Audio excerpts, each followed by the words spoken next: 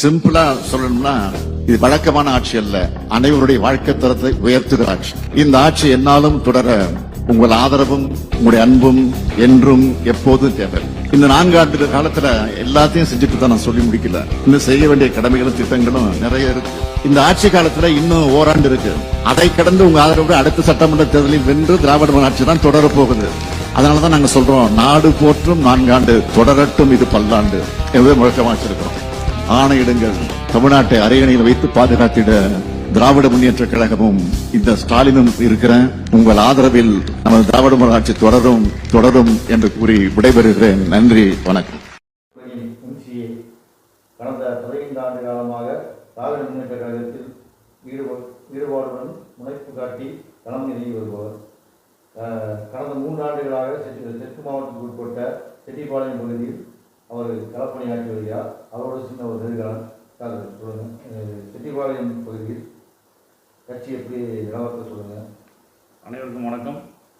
நமது கழக தலைவர் முத்துவேல் கருணாநிதி ஸ்டாலின் அவர்களின் ஆட்சியுடன் சின்னவர் உதயநிதி ஸ்டாலின் அவர்களின் வழிகாட்டுதலின்படி மேற்கு மண்டல பொறுப்பாளர் செந்தில் பாலாஜி அண்ணன் அவர்கள் வழிகாட்டுதலின்படி தெற்கு மாவட்ட செயலாளர் தளபதி முருகேசன் அவர்கள் வழிகாட்டுதலின்படி மேலும் பேரூர் கழக செயலாளர் மற்றும் பேரூர் தலைவர் அவர்களின் வழிகாட்டுதலின்படி இந்த பகுதியில் கோவை தெற்கு மாவட்டம் கிணத்துக்கடவு தொகுதி செட்டிப்பாளையம் பகுதியில் நாங்கள் பணியாற்றி கொண்டிருக்கிறோம். தற்போது நடக்கும் திராவிட மாடல் ஆட்சி மக்களுக்கு ரொம்ப திருப்திகரமாக உள்ளது. 4 ஆண்டுகள் பல திட்டங்களும் பல சாதனைகளும் படைத்துள்ளார்கள். திட்டங்கள் செட்டிப்பாளையம் பேரூராட்சி முழுக்க மக்கள் சென்றடைந்திருக்க, அதாவது முழுக்குன்னு சொல்ல முடியாது. பட் ஆனால் இந்த திட்டங்கள் எல்லாத்துக்கும் பயனாளிகள் நம்ம பகுதியில் இருக்கிறாங்க, நிறையாவே பயனாளிகள் இருக்காங்க. அது குறிப்பாக சொல்ல போனால் நம்ம விடியல் பயணம், அதாவது பஸ் மகளிர் உரிமை தொகை கொண்டாடுறாங்க.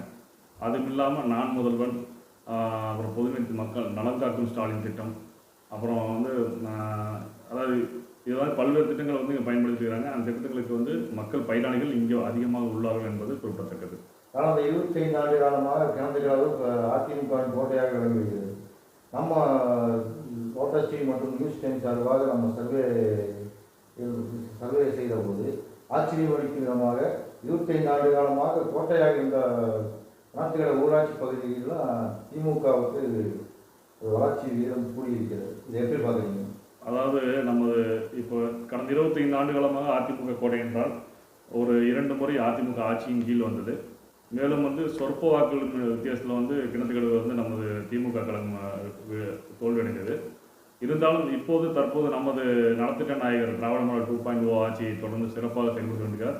திட்டங்கள் தான் மக்களை போய் சேரும். அந்த திட்டத்தின் மூலமாக இப்போது கிணத்துக்கடவு தொகுதியை நன்றாக செயல்படுத்திருக்காங்க. மேலும் நமது தெற்கு பகுதியில் நிறையா, அதாவது விளையாட்டு அரங்கம் மற்றும் அப்புறம் தங்கப்பட்டறை தொழில் மற்றும் பல்வேறு பஸ் ஸ்டாண்ட் சம்மந்தப்பட்டதை அதை சரி பண்ணுறக்கூடிய முயற்சி, இந்த மாதிரி பல்வேறு திட்டங்களை இங்கே இம்ப்ளிமெண்ட் பண்ணுறது தயாரிட்டுருக்கிறாங்க. அதனால் இந்த தடவை கிணத்துக்கடவு தொகுதி கண்டிப்பாக நாங்கள் வெல்வோம், திமுக கண்டிப்பாக வெல்லும் என்பது குறிப்பிடத்தக்கது. இந்த கடைசி தேர்தல் வரைக்கும் அடிப்படை மக்கள் அதிமுக தான் வாக்களித்து ஆதரவு தெரிவிக்கிறார்கள். இந்த திட்டங்கள் அவர்கள் மனமாற்றத்தை ஏற்படுத்தியிருக்குமா? அதாவது அஇஅதிமுகவுக்கு வாக்களித்தாலும் அவர்கள் எம்எல்ஏ இருந்தாலும் நம்மள சொற்ப வாக்குகளே நம்ம இருந்தது. இதற்கு முன்னாடியே நமது வாக்காளர்கள் நம்மளே இருக்கிறார்கள். சொற்ப வாக்குகள் வித்தியாசம் தோல்வியடைந்தோம்.